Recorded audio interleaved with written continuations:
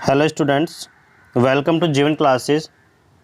देखिए, polytechnic second year के fourth semester में एक सब्जेक्ट होता है रेफ्रिजरेशन एंड एयर कंडीशनिंग।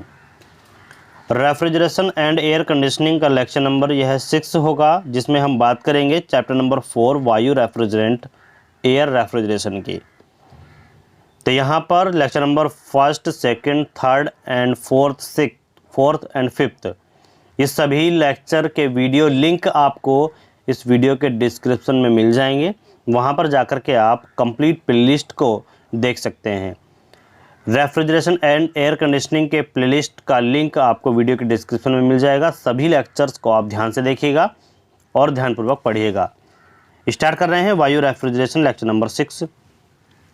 वायु रेफ्रिजरेशन होता क्या है, सबसे पहले आप यही जान लीजिएगा, जिसको इंग्लिश में बोलते हैं एयर रेफ्रिजरेशन। तो यह रेफ्रिजरेशन की सबसे पुरानी विधि है और इसकी प्रमुख विशेषता यह है कि इसमें रेफ्रिजरेंट चक्र के दौरान कैसा होता है, गैसीय अवस्था में होता है। लेकिन इसके निम्न निष्पादन गुणांक और उच्च प्रचालन लागत जैसे कि लो सीओपी और हाई ऑपरेशन कॉस्ट के कारण आजकल यह देखने को नहीं मिलता। ये काफ़ी ज़्यादा कॉस्टली है और इसमें कोएफिशिएंट ऑफ परफॉर्मेंस भी बहुत ही कम है। वायु रेफ्रिजरेशन को दो भागों में विभाजित किया गया है। पहला है खुला वायु रेफ्रिजरेशन, जिसको बोलते हैं ओपन एयर रेफ्रिजरेशन। दूसरा है बंद वायु रेफ्रिजरेशन, जिसको बोल रहे हैं क्लोज एयर रेफ्रिजरेशन। तो आइए इन दोनों के बारे में बात करते हैं। तो खुला वायु रेफ्रिजरेशन क्या होता है, ओपन एयर रेफ्रिजरेशन। तो खुला वायु रेफ्रिजरेशन में रेफ्रिजरेंट को बंद परिपथ से न गुजारकर वातावरणीय वायु के समीप ले जाया जाता है और दाब का नियंत्रण लगभग वायुमंडलीय दाब तक होता है, यानी कि उसके लगभग होता है। बंद वायु रेफ्रिजरेशन क्या है, क्लोज एयर रेफ्रिजरेशन। तो इसको हम क्या बोलते हैं, डीजल एयर रेफ्रिजरेशन बोलते हैं।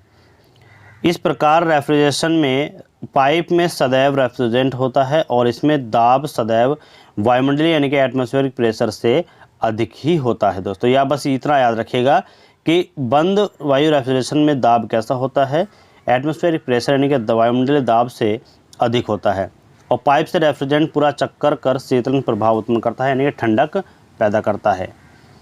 अब बात करते हैं उल्टा कार्नोट चक्र, जिसको बोलते हैं रिवर्स कार्नोट साइकिल। वायु रेफ्रिजरेटर मुख्यतः उल्टे कार्नोट चक्र यानी कि रिवर्स कार्नोट साइकिल पर आधारित होते हैं और इसमें कार्यरत यानी कि जो कार्यकारी माध्यम है, वर्किंग मीडियम है, उसके रूप में रेफ्रिजरेंट या फिर वायु का इस्तेमाल करते हैं। अब देखिए, हमने मान लिया कि कार्यकारी पदार्थ का जो प्रारंभिक बिंदु पर तापमान, दाब और आयतन है वो क्रमशः कितने हैं, T1, P1 और V1। इसी के आधार पर हम आगे PV और TS डायग्राम को देखेंगे जो निम्नलिखित है। देखिए, ये PV और TS डायग्राम दिए गए हैं। इसमें हमारे पास सबसे पहले क्या है, फर्स्ट से सेकंड देखिएगा, आइसेंट्रोपिक कंप्रेशन प्रोसेस है। आइसेंट्रोपिक कंप्रेशन प्रोसेस में आप देख रहे हैं कि यहाँ पर ये प्रेशर जो है वो बढ़कर के P1 से P2 हो गया है और वॉल्यूम जो है घटकर के V1 से V2 हो गया है। इसको आप ध्यान से देखिएगा, ठीक है। तो यहाँ पर आइसेंट्रोपिक कंप्रेशन होता है, यहाँ पर कोई भी ऊष्मा अवशोषित या निष्कासित नहीं की जाती। अब बात करते हैं आइसोथर्मल कंप्रेशन 2 से 3 प्रोसेस की। आइसोथर्मल कंप्रेशन में क्या होता है, टेम्परेचर कांस्टेंट होता है लेकिन प्रेशर जो है वो P2 से P3 तक पहुंचता है बढ़ कर के, और वॉल्यूम घट कर के V2 से V3 तक पहुंच जाता है। इसी तरीके से बात करते हैं अब आइसेंट्रोपिक एक्सपेंशन प्रोसेस की।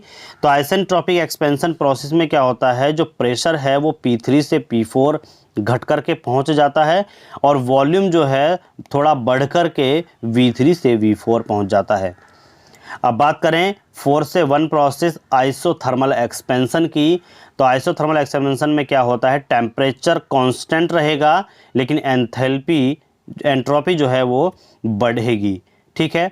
तो एंट्रोपी बढ़ती है, टेम्परेचर कांस्टेंट रहता है। इसी तरीके से वॉल्यूम बढ़ेगा और जो प्रेशर है वो घटेगा। तो प्रेशर घट कर के P4 से P1 पहुंच जाएगा और वॉल्यूम जो है बढ़कर के V4 से V1 हो जाता है। चलिए पढ़ते हैं एक एक प्रोसेस को डिटेल में। देखिए, प्रमुख 4 प्रक्रम होते हैं। प्रक्रम 1 से 2 आइसेंट्रोपिक संपीड़न प्रक्रम है। जिसको बोलते हैं आइसेंट्रोपिक कंप्रेशन प्रोसेस। तो इस प्रक्रम के दौरान वायु को आइसेंट्रोपिक संपीडन किया जाता है और प्रक्रम के दौरान दाब P1 से P2 हो जाता है तथा विशिष्ट आयतन V1 से घटकर V2 हो जाता है। अभी आपने फिगर में देखा। तापमान बढ़कर T1 से T2 हो जाता है और प्रक्रम के दौरान न तो ऊष्मा इसमें अवशोषित की जाती है और न ही ऊष्मा निष्कासित की जाती है। बात करते हैं प्रक्रम 2-3 समतापीय संपीड़न प्रक्रम की। तो देखिएगा ये प्रक्रम 3 से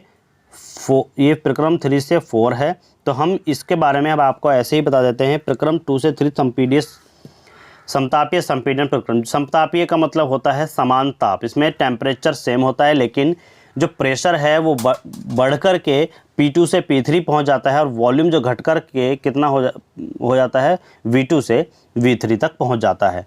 ठीक है, इसमें टेम्परेचर कांस्टेंट होता है, ये आप ध्यान रखिएगा। बात करते हैं प्रोसेस 3 से 4 की।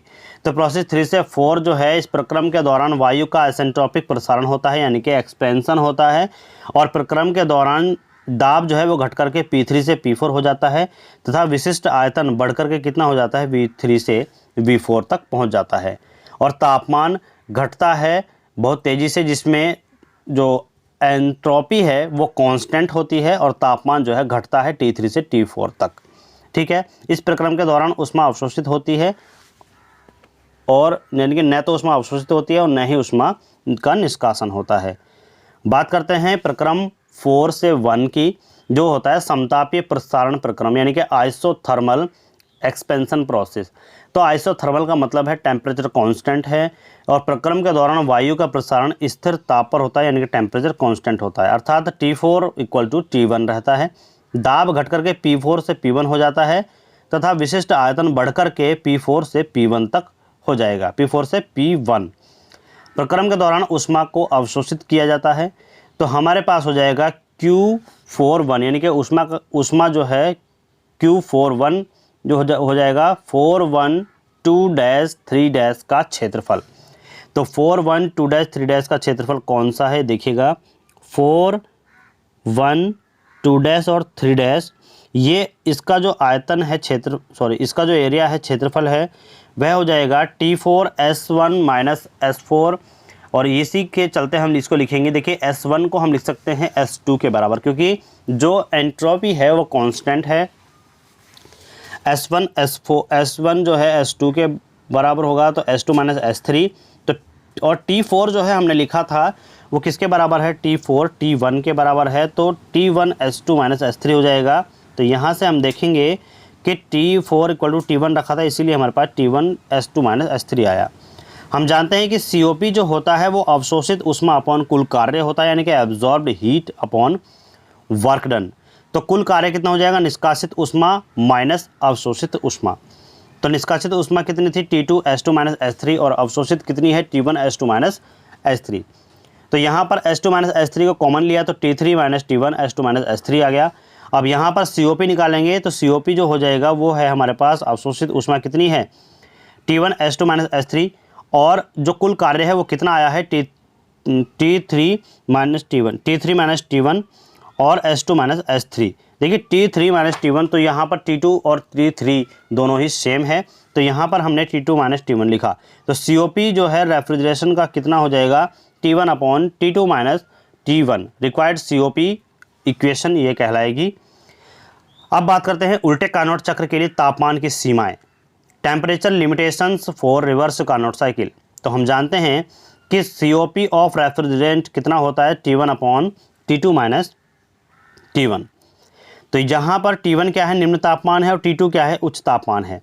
तो COP में सुधार करने के लिए निम्न 2 विधियों का प्रयोग करना चाहिए। पहला है उच्च तापमान को कम करना, डिक्रीजिंग हायर टेम्परेचर T2, और दूसरा है निम्न तापमान को अधिक करना, इंक्रीजिंग लोअर टेम्परेचर T1। ठीक है, तो इसमें हम बात करेंगे बेल कोलेमैन या फिर उल्टा ब्रेटन और या फिर जूल चक्र, ये 3 नाम से जाना जाता है। या तो आपको बेल कोलेमैन नाम से देगा या उल्टा ब्रेटन चक्र या फिर जूल चक्र। ठीक है, बेल कोलेमैन, रिवर्स ब्रेटन और जूल साइकिल, इनको याद रखिएगा, ये तीनों नाम एक ही हैं। देखिए इसको हम बोलते हैं मॉडिफाइड रिवर्स कार्नोट साइकिल, यानी कि also known as the modified reverse Carnot cycle. यह उल्टे कार्नोट चक्र का परिवर्तित या बढ़ा हुआ रूप होता है। बेल कोलेमैन रेफ्रिजरेटर का विकास बेल कोलेमैन तथा लाइट फुट द्वारा किया गया था और इसका उपयोग पानी के जहाज़ों में किया जाता था। याद रखिएगा, बेल कोलेमैन या उल्टा ब्रेटन या फिर जूल चक्र, इसका प्रयोग किसमें किया जाता था? पानी के जहाज़ों में।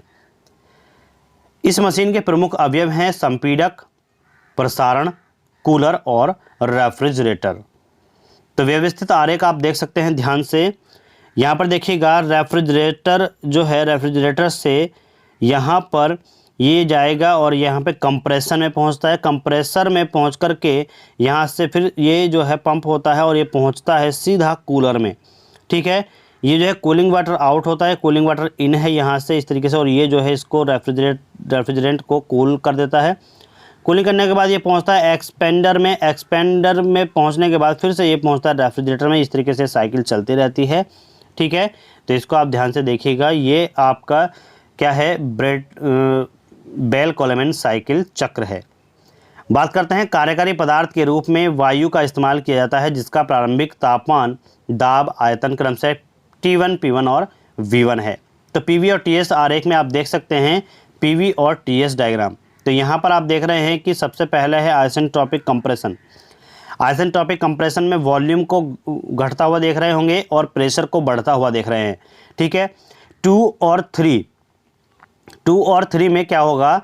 प्रेशर कांस्टेंट है। प्रेशर कांस्टेंट होने पर दाब जो है नियत रहेगा और वॉल्यूम को जो है यहाँ पर डिक्रीज़ किया जा रहा है। ठीक है, फिर बात करते हैं आइसेंट्रोपिक एक्सपेंशन की। तो ये 3 से 4 प्रोसेस होता है। इसमें जो है प्रेशर जो है बहुत ही तेज़ी से घटता है और वॉल्यूम धीरे धीरे को बढ़ता है। प्रेशर P3 से P4 तक पहुँच जाता है और वॉल्यूम जो है वह घट कर के V3 से V4 आ जाता है। यहाँ पर बात करें 4 से 1 की, तो 4 से 1 में क्या होता है? प्रेशर को कांस्टेंट रखा जाता है और वॉल्यूम को तेज़ी से बढ़ाया जाता है। ठीक है, इस तरीके से ये PV डायग्राम और TS डायग्राम आप पढ़ेंगे। PV और TS डायग्राम को आप ध्यान से देखिएगा, इसको याद कर लीजिएगा। बेल कोलेमैन साइकिल का आप जो है इम्पोर्टेंट्स एग्जाम के लिए होता है। चार्ट प्रक्रम जो है निम्नलिखित है। प्रक्रम 1-2 आइसेंट्रोपिक संपीड़न प्रक्रम होता है। तो देखिए, इस प्रक्रम के दौरान रेफ्रिजरेटर से ठंडी हवा निकलकर उसे संपीड़क में भेजा जाता है। देखिए, यहाँ से क्या होगा? ठंडी हवा निकलेगी। 1 मिनट, आप देखिएगा, यहाँ से क्या होगा? ठंडी हवा निकलेगी। ठंडी हवा निकल करके इसको क्या कंप्रेसर में भेजा जाएगा। ठीक है, भेज दिया। कंप्रेसर में भेजने के बाद जहाँ वायु का संपोहन स्थिर एंट्रोपी या आइसेंट्रोपिक होता है, इस प्रकार के दौरान दाब तथा इस प्रक्रम के दौरान दाब और ताप दोनों ही क्या होते हैं? बढ़ते हैं। आप ध्यान से देख सकते हैं, दाब और ताप। देखिए, दाब बढ़ रहा है, ताप भी बढ़ रहा है, दोनों क्या होते हैं? इंक्रीज होते हैं। इनको ध्यान रखिएगा। ठीक है, कौन से प्रक्रम के दौरान? आइसेंट्रोपिक संपीड़न के दौरान। और आयतन जो है V1 से V2 हो जाता है घट करके। ठीक, इस प्रक्रम के दौरान न तो ऊष्मा अवशोषित होती है और न ही ऊष्मा का निष्कासन होता है। बात करते हैं प्रक्रम 2-3 स्थिर दाब शीतलन प्रक्रम, कांस्टेंट प्रेशर कूलिंग। देखिए, कांस्टेंट प्रेशर है 2 से 3 में है। आप ध्यान से देखिएगा, 2 से 3 में कांस्टेंट प्रेशर है और वॉल्यूम को जो है बहुत ही तेज़ी से घटाया जा रहा है। ठीक है, और टेम्परेचर की बात करें तो टेम्परेचर जो है घटता है, एंट्रोपी भी घट रही है। एंट्रोपी, टेम्परेचर दोनों ही घट रहे हैं। तो संपीड़क से गर्म वायु कूलर में भेजी जाती है। ठीक है, संपीड़क से गर्म वायु कहाँ भेजी जाती है? कूलर में भेजी जाती है, जिससे इस गर्म वायु का शीतलन हो जाता है जो स्थिर रहता है, अर्थात P3 P2 बराबर होंगे और तापमान एवं विशिष्ट आयतन घटकर क्रमशः T2 T3 और V2 V3 हो जाता है। स्थिर दाब पर ऊष्मा का निष्कासन होता है, हमेशा याद रखिए। प्रक्रम 3 से 4 आइसेंट्रोपिक प्रसारण होता है, आइसेंट्रोपिक एक्सपेंशन होता है, जो हमने आपको यहाँ पर बताया था। आइसेंट्रोपिक एक्सपेंशन, देखिए, आइसेंट्रोपिक एक्सपेंशन है यहाँ से ये इस तरीके से जो है ये वाला। ठीक, तो यहाँ पर क्या होगा? वॉल्यूम को जो है बढ़ाया जाएगा और प्रेशर को एकदम से तेज़ी से घटाया जाएगा, लेकिन टेम्परेचर फिर भी कांस्टेंट है। ठीक है, तो ये हो जाएगा आइसेंट्रोपिक एक्सपेंशन प्रोसेस। तो देखिए, कूलर से वायु को प्रसारक में भेजा जाता है, जहाँ वायु स्थिर एंट्रोपी पर प्रसारित होती है और प्रक्रम के दौरान दाब घटकर P3 से P4 हो जाता है और आयतन बढ़कर कितना चला जाता है, V3 से V4। इस प्रक्रम के दौरान न तो ऊष्मा अवशोषित होती है और न ही ऊष्मा का निष्कासन होता है, ये याद रखिएगा। और एक प्रक्रम है 4 से 1 जो लास्ट में कांस्टेंट दाब पर होता है, यानी कि कांस्टेंट प्रेशर पर होता है, स्थिर दाब प्रसारण प्रक्रम। प्रसारण से शीतल वायु रेफ्रिजरेटर में भेजा जाता है, जहां तापमान T4 से बढ़कर T1 हो जाता है। तापमान बढ़ने से जो आयतन है वो बढ़कर V4 से V1 हो जाता है और स्थिर दाब पर अवशोषित ऊष्मा या रेफ्रिजरेटर वायु से निष्कासित ऊष्मा निम्न है। हीट एब्जॉर्ब QA कितना हो जाएगा, C T1 माइनस T2। लेकिन हम जानते हैं कि कार्य चक्र क्या होता है, निष्कासित ऊष्मा माइनस अवशोषित ऊष्मा। तो इसके आधार पर CP T3 minus T2 minus CP T1 minus T4 हो जाएगा। तो COP कितना होता है, अवशोषित ऊष्मा अपॉन कुल कार्य, heat absorb upon work done. तो हीट एब्जॉर्ब कितना हो जाएगा, CP T1 माइनस T4 और वर्क डन कितना हो जाएगा, CP T2 minus T3 minus CP T1 minus T4। इसके बाद यहाँ पर देखिए CP जो है कॉमन लेकर के आपस में कैंसिल आउट हो जाएंगे, तो T1 minus T4 upon T2 minus T3 minus T1 minus T4 हो जाएगा। अब बात करते हैं, ऊपर हमने T4 को कॉमन लिया तो T1 अपॉन T4 माइनस 1 आएगा, यहाँ से T3 कॉमन लिया तो T2 अपॉन T3 माइनस 1 आएगा, और यहाँ पे T4 कॉमन लिया तो T1 अपॉन T4 माइनस 1 आएगा। क्लियर। हम जानते हैं कि प्रक्रम 1-2 के दौरान T2 अपॉन T1 अगर हम करें तो P2 upon P1 power of gamma minus 1 gamma होगा। प्रक्रम 3-4 के दौरान T3 upon T4 P3 upon P4 gamma minus 1 upon gamma हो जाएगा पावर में। तो यहाँ पर P2 इक्वल टू P3 है, P1 इक्वल टू P4 है कांस्टेंट प्रेशर के दौरान। तो समीकरण 2 और 3, ये 2 है और ये 3 है, इन दोनों के हिसाब से देखें तो T2 upon T1 equal to T3 upon T4 हो जाएगा, या फिर हम लिख सकते हैं T2 upon T3 equal to T1 upon T4। तो समीकरण 4 का मान जो हमारे पास समीकरण 4 है ये वाला, इसका मान जो है, इसका मान रखने पर तो क्या हो जाएगा, देखिए T4 upon T3 minus T4 कैसे आया, T4 upon T3 minus T4 equal to, ये आप ध्यान से देखिएगा, जो T4 upon T3 minus T1 है, T4 upon T3 minus T1 है, इसको आप ध्यान से देखिएगा। इसके इक्वल टू हम लिख सकते हैं 1 upon T3 upon T4 minus 1, क्योंकि नीचे से T4 को हमने कॉमन लिया और ऊपर से T4 कट गया। ठीक है, तो हम लिखेंगे 1 upon P3 upon P4 power of gamma minus 1 upon gamma minus 1। तो यहाँ पे हम लिख सकते हैं 1 अपॉन, देखिए P3 upon P4 equal to क्या है, P2 अपॉन, देखिए P3 अपॉन कितना हो जाएगा, अगर हम देखें कि P3 अपॉन P4 है तो P3 के बराबर कितना है, P2 है, और P4 के बराबर कितना है, P1 है। तो P2 अपॉन P1 की power of gamma minus 1 upon gamma minus 1 हो जाएगा, और COP कितना आ जाएगा, 1 अपॉन गामा P, इसको हम लिखते हैं गामा P लिख रहे हैं, तो gamma P power of gamma minus 1 upon gamma, और यहाँ पर हो जाएगा माइनस के 1। तो जहाँ पर गामा P जो है दाब अनुपात है जो है P2 अपॉन P1, तो P3 upon P4 equal to P2 upon P1, यह हो जाएगा। जब निकाय में संपीड़न तथा प्रसारण होता है तो PV की पावर ऑफ N कांस्टेंट का अनुसरण करें, तब संपीड़न प्रक्रम 1-2 यानी कि 1-2 के बीच जो कार्य होगा वो W1 equal to N upon N minus 1 RT2 minus RT1 होगा। तो प्रसारण 3-4 के दौरान कार्य कितना हो जाएगा, W2 equal to N upon N minus 1 RT2 minus RT4, क्योंकि जो टेम्परेचर है वो T2 से T4 है। कुल कार्य कितना हो जाएगा, W2 माइनस W1, तो दोनों की वैल्यू रख देंगे, यहाँ पर दोनों की वैल्यू को हमने रखा, तो N upon N minus 1 RT2 minus T1 minus RT3 minus T4। तो प्रक्रम 4-1 के दौरान अवशोषित, देखिए प्रक्रम 4 के दौरान जो अवशोषित ऊष्मा है वो कितना हो जाएगा, CP T1 minus T4, CP T1 minus T4 4-1 के दौरान यह हो रहा है। ठीक है, इस तरीके से आप जो है इसको देख सकते हैं। तो COP क्या होती है हमें पता है, अवशोषित ऊष्मा अपॉन कुल कार्य। तो कुल कार्य कितना हो जाएगा, CP T1 माइनस T4 जो ये होता है, और जो हमारे पास कुल कार्य है, ठीक है, देखिए अवशोषित ऊष्मा कितनी है, अवशोषित ऊष्मा है यहाँ पर 4-1 दौरान, और जो कुल कार्य है वो हो जाएगा हमारे पास जो हमने यहाँ पर लिखा। देखिए कुल कार्य आ गया और हमारे पास अवशोषित ऊष्मा भी है, तो हम COP आराम से निकाल सकते हैं।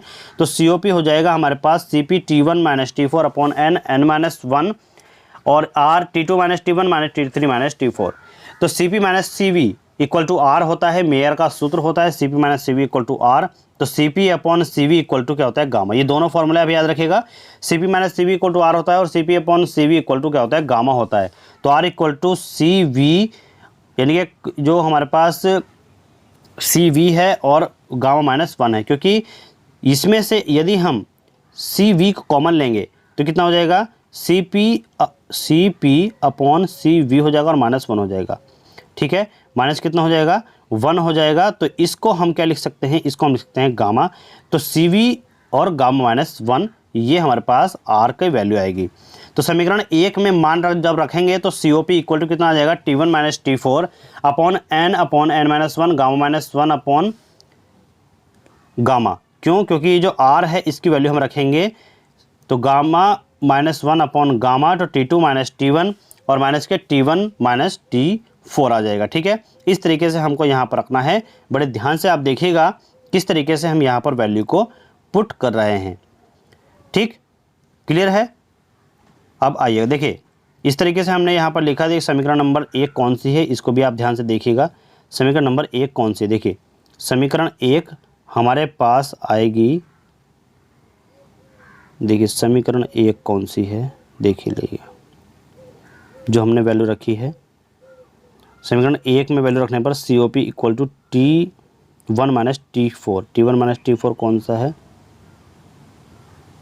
देखिए यहाँ पर। ठीक है, तो COP equal to T1 minus T4 हो जाएगा और N upon N minus 1 gamma minus 1 upon gamma. तो T2 minus T3 minus T1 minus T4, ये यहाँ से है, नोट में लिख दिया है।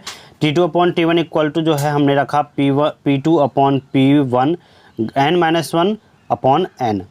T3 अपॉन T4 को हम रखेंगे कितना, P3 upon P4 N minus 1 upon N, जो हमने यहाँ पर देखे थे। ठीक है, देखिए इस तरीके से आप देखिएगा जो हमने यहाँ पर ये देखे थे, इनके अनुसार हम यहाँ पर आगे चलेंगे।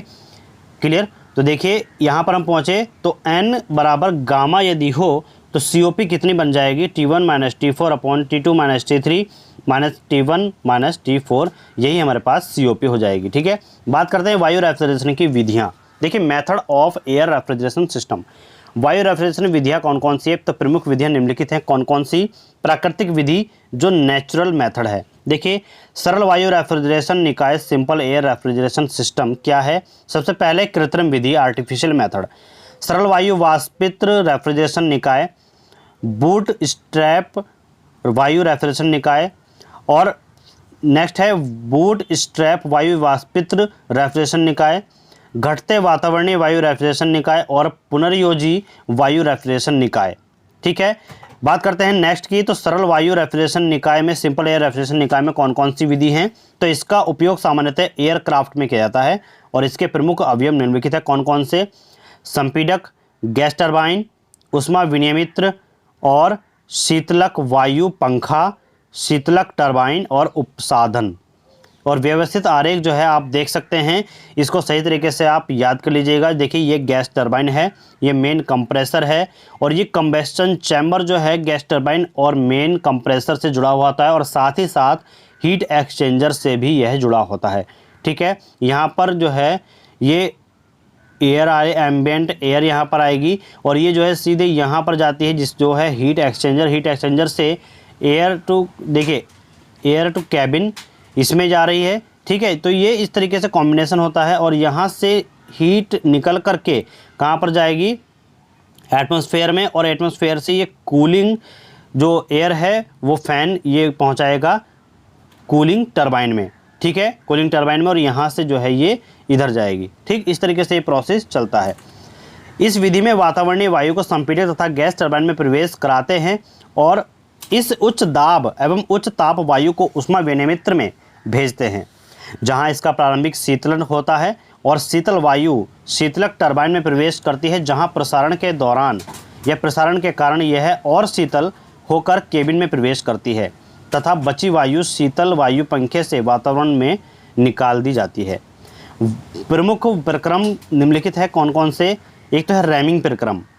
रैमिंग प्रक्रम में क्या होता है कि मानव व्यापक वायु जो एम्बिएंट एयर थी उसका दाब एवं ताप P1 T1 क्रमशः है और इस व्यापक वायु को आइसेंट्रोपिक रूप में रैम्ड करना प्रारंभ करते हैं, जिससे वायु का दाब और ताप P1 T1 से बढ़कर P2 T2 तक क्रमशः पहुंच जाता है। संपीडन प्रक्रम में क्या होता है? रैंगिंग प्रक्रम के उपरांत वायु का आइसेंट्रोपिक संपीडन मुख्य संपीडन में किया जाता है। शीतलन प्रक्रम में, जिसको बोलते हैं कूलिंग प्रोसेस, तो जो संपीडित वायु है उसको रैम की सहायता से ऊष्मा विनिमित्र द्वारा ठंडा किया जाता है और ऊष्मा विनिमित्र में वास्तविक रूप दाब में गिरावट होता है। प्रसारण प्रक्रम में एक्सपेंशन प्रोसेस की बात करें तो यह शीतल वायु आइसेंट्रोपिक प्रक्रम से शीतलक टरबाइन में प्रसारित किया जाता है। रेफ्रिजरेशन प्रक्रम बारे में बात करें तो शीतलक टरबाइन में वायु के प्रसारण के पश्चात इसे केबिन तथा कॉकपिट में भेजा जाता है, जहां इसे गर्म उपकरण की सहायता से गर्म किया जाता है, जिससे रेफ्रिजरेशन प्रभाव होता है। बात करते हैं सरल वायु वाष्पित्र रेफ्रिजरेशन निकाय की, जो है simple air evaporating refrigeration system. व्यवस्थित आरेख जो है वो आगे दिया गया है। तो इसकी क्रियाविधि एवं संरचना लगभग सरल वायु रेफ्रिजरेशन के समान होता है। इसमें ऊष्मा विनिमित्र एवं शीतलक टरबाइन के बीच में एक वाष्पित्र लगा होता है। यह वाष्पित्र वायु को अतिरिक्त शीतलन प्रदान करता है और वाष्पित्र में रेफ्रिजरेशन के रूप में पानी, अल्कोहल, अमोनिया आदि का प्रयोग किया जाता है। ठीक है, और इन रेफ्रिजरेंट में वाष्पन के अतिरिक्त शीतलन प्राप्त होता है। देखिए नोट पॉइंट है, 20,000 मीटर की ऊंचाई पर निम्न ताप पर रेफ्रिजरेंट उबलता है। ध्यान रखिएगा, व्यवस्थित आरेख में आपको दिखाया जाएगा 40 डिग्री सेंटीग्रेड पानी उबलता है, 9 डिग्री सेंटीग्रेड पर अल्कोहल और -70 डिग्री सेंटीग्रेड पर अमोनिया। क्लियर? तो ये आपको फिगर देख लेना है ध्यान से, इसको आप बड़े ध्यान से देखेंगे। ये फिगर जो है काफ़ी ज़्यादा इंपॉर्टेंट है, इसको एक बार बना करके आप अपने आप से देखिएगा और इसको याद कर लीजिएगा। क्लियर? बूट स्ट्रैप वायु रेफ्रिजरेशन निकाय, बूट स्ट्रैप वायु रेफ्रिजरेशन निकाय, इसका उपयोग मुख्यतः परिवहन एयरक्राफ्ट यानी कि ट्रांसपोर्टेशन एयरक्राफ्ट में होता है। व्यवस्थित आरेख जो है वो निम्नलिखित है। कैसे? देखिए इस तरीके से आप देखिएगा, इसमें दो जो है ये हीट एक्सचेंजर लगे हुए हैं। दो हीट एक्सचेंजर है, इनके फर्स्ट हीट एक्सचेंजर और सेकंड हीट एक्सचेंजर। और यहाँ पर गैस टरबाइन, मेन टरबाइन जो है, गैस टरबाइन और मेन कंप्रेशन, ये किससे? कंबस्टन चैम्बर से जुड़ा हुआ है।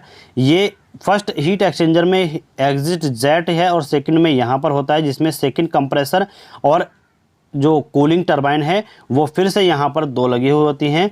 ठीक है, तो ये यूज होती है ट्रांसपोर्टेशन एयरक्राफ्ट में, इसको ध्यान रखिएगा।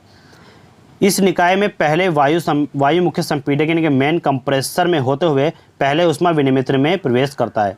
यानी कि मेन कंप्रेसर से होते हुए ऊष्मा विनिमित्र में क्या होता है? प्रवेश करता है। और प्रवेश करने के पश्चात जहाँ से शीतल वायु दूसरे संपीडक में शीतलक टरबाइन द्वारा संचालित होता है और प्रवेश करता है, तथा पुनः दूसरे ऊष्मा विनिमित्र में होते हुए अत्यंत शीतल वायु केबिन में प्रवेश करता है। और प्रमुख प्रक्रम निम्नलिखित है। कैसे? मुख्य 7 प्रक्रम संपन्न होते हैं। फर्स्ट में 1 से 2 आइसेंट्रोपिक रीमिंग प्रक्रम होता है, 2 से 3 आइसेंट्रोपिक संपीडन प्रक्रम तथा संपीडक में होता है प्रथम संपीडक में, और 3 से 4 वायु की शीतलन प्रथम ऊष्मा विनिमित्र से, 4 से 5 शीतल वायु का आइसेंट्रोपिक संपीडन द्वितीय संपीडक में होता है, और प्रक्रम 5 से 6 जो होता है वो संपीडक वायु का शीतल द्वितीयक ऊष्मा विनिमित्र में किया जाता है। प्रक्रम 6 से 7 शीतल वायु का आइसेंट्रोपिक प्रसारण शीतलन टरबाइन द्वारा केबिन में दाब तक होता है। और प्रक्रम 7 से 8 जो होता है वो वायु का तापन इस प्रक्रम में संपन्न होता है, जिसे रेफ्रिजरेशन प्रभाव उत्पन्न हो जाता है, यानी कि ठंडक पैदा होती है। बूट स्ट्रैप वायु वाष्पित्र रेफ्रिजरेशन निकाय क्या होता है, इसको भी जान लीजिएगा। इसकी क्रियाविधि एवं रचना लगभग बूट स्ट्रैप वायु रेफ्रिजरेशन निकाय के समान ही होती है। अंतर सिर्फ इतना होता है कि इसमें दूसरे हीट एक्सचेंजर एवं शीतलक टरबाइन के बीच वाष्पित्र यानी कि इवेपोरेशन लगा होता है। व्यवस्थित आरेख में देखेंगे तो आपको यही फिगर दिखाई देगा, लेकिन इसमें जो है 2 हीट एक्सचेंजर और 1 इवेपोरेटर लगा होता है। ठीक है, तो इसको आप ध्यान से याद कर लीजिएगा। तो ये था आपका चैप्टर नंबर 4 एयर रेफ्रिजरेशन वायु रेफ्रिजरेटर।